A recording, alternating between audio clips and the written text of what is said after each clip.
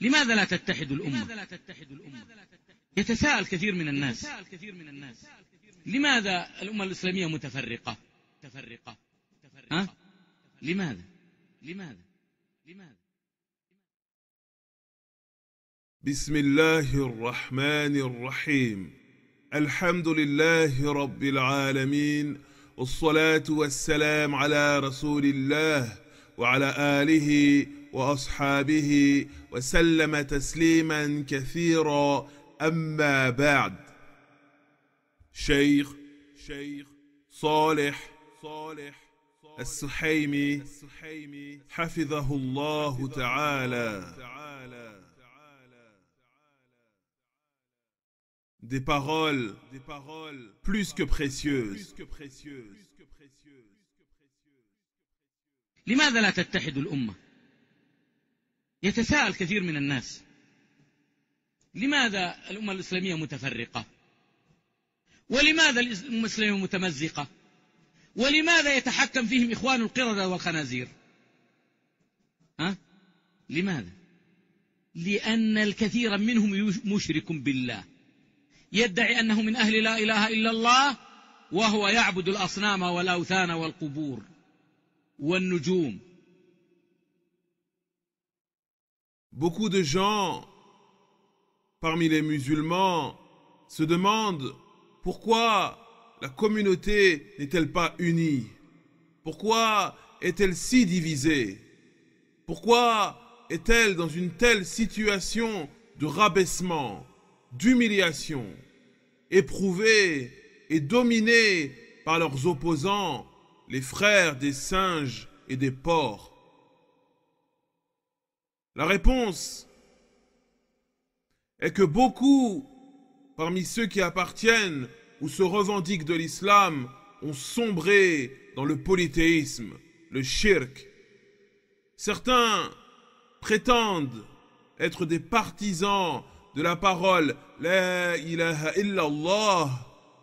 Certains prétendent être des monothéistes, alors qu'en réalité, ils adorent des idoles, des statues, des tombes, des étoiles, etc. اليوم في الصباح أستمع إلى إذاعة، كنت أنتظر نشرة الأخبار، وإذا بي نساء مسلمات أسماءهن أسماء ورجال أسماء إسلامية يسألون واحد عن النجم الفلاني وعن الطالع الفلاني وعن الحظ الفلاني، أسماءهم إسلامية ومن إذاعة الإسلامية تدعي أنها إسلامية. أين؟ كيف يعني نحن نريد أن نجمع الأمة بهذا الغثاء، والله لن تجتمع، والله لن تجتمع ما دام هذا الغثاء موجودا حتى تطهر الأرض من الشرك. لا أعني شرك الكفار المعروفين من اليهود والنصارى والشيوعيين والبوذيين وغيرهم، هؤلاء كفرهم معلوم. أعني ممن ينتسب إلى الإسلام وهو يشرك بالله عز وجل ويهزأ بسنة رسوله صلى الله عليه وسلم.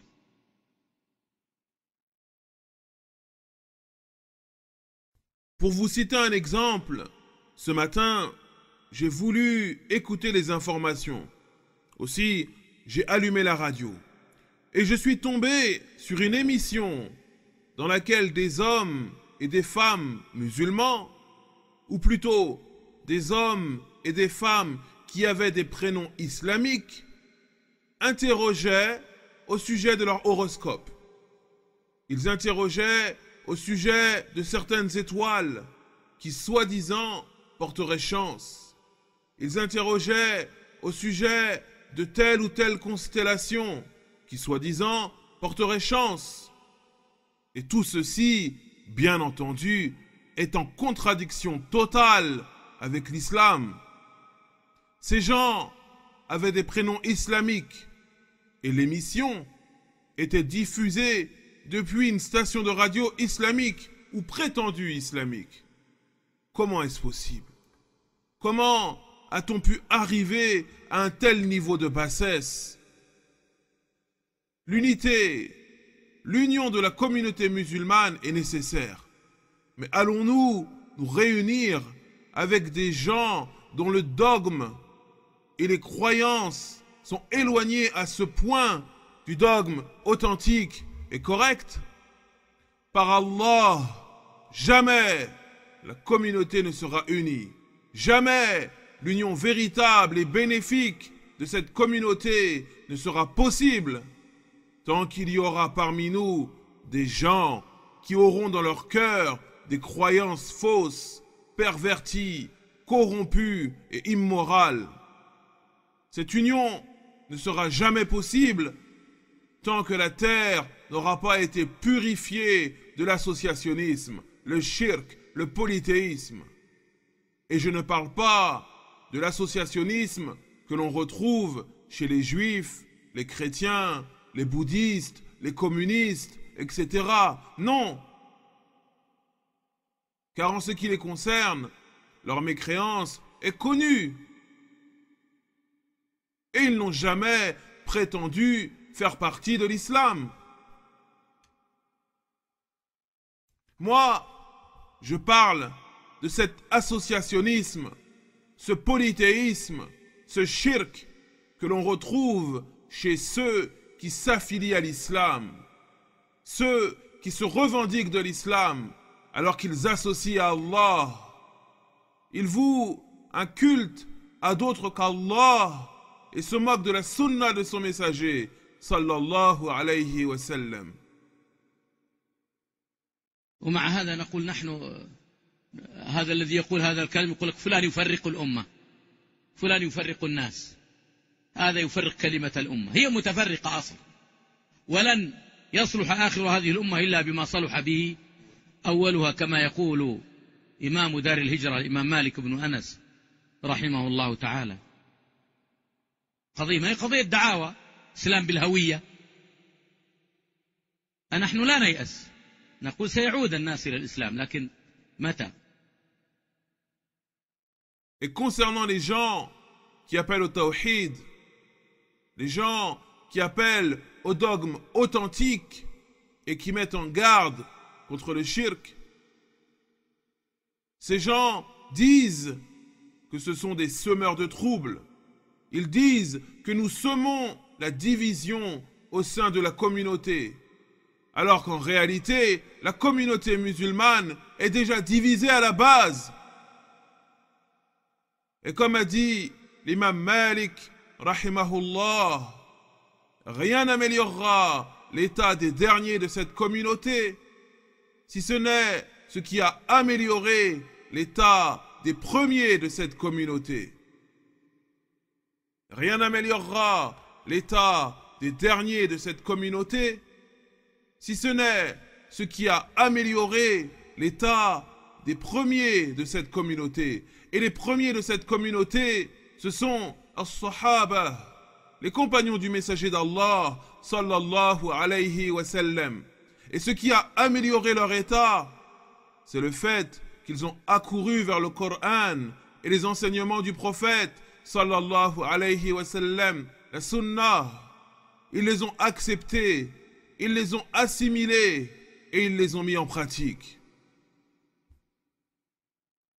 Ainsi, il s'agit d'un sujet d'une importance capitale. L'islam, ce n'est pas une simple prétention, ce n'est pas une simple parole que l'on prononcerait de sa langue sans agir en conséquence. Il ne s'agit pas de se prétendre musulman, sans agir en conséquence.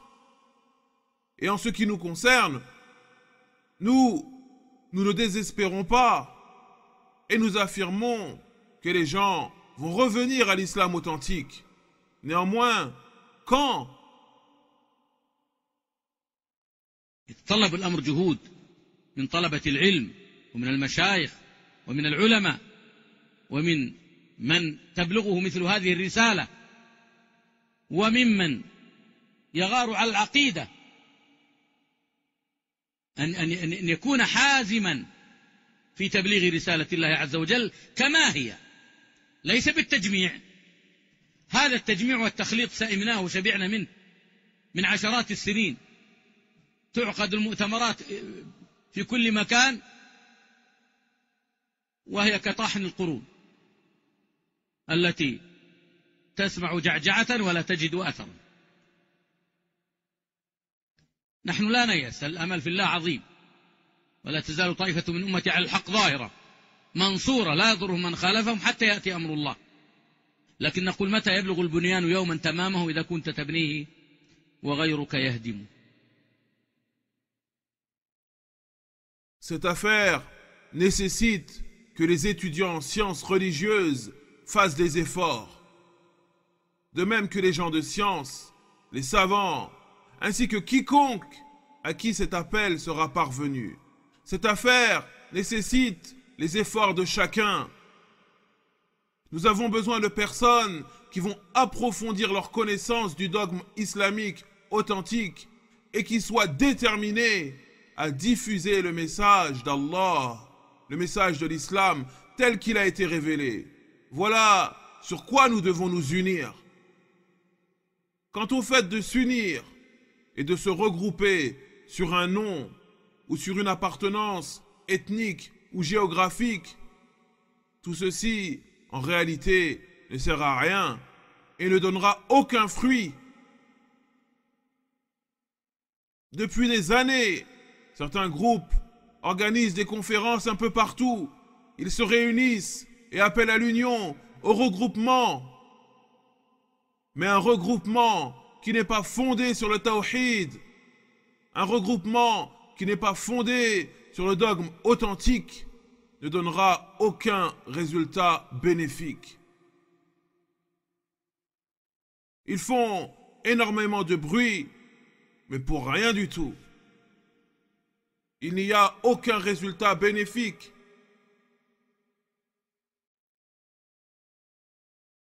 Nous avons foi en notre Seigneur et nous ne désespérons pas. Notre espoir en lui est immense. De plus, le messager d'Allah, sallallahu alayhi wa sallam, a dit, en traduction rapprochée, il a dit, il y aura toujours un groupe de ma communauté apparent sur la vérité et secouru, sans que ceux qui ne les contredisent ne leur causent de tort. Et ce sera ainsi jusqu'à ce que vienne l'ordre d'Allah, c'est-à-dire jusqu'à la fin des temps. Cependant, nous disons, quand est-ce que la construction de ton édifice sera achevée si un autre que toi vient à chaque fois le détruire? Quand est-ce que la construction de ton édifice sera achevée si un autre que toi vient à chaque fois le détruire?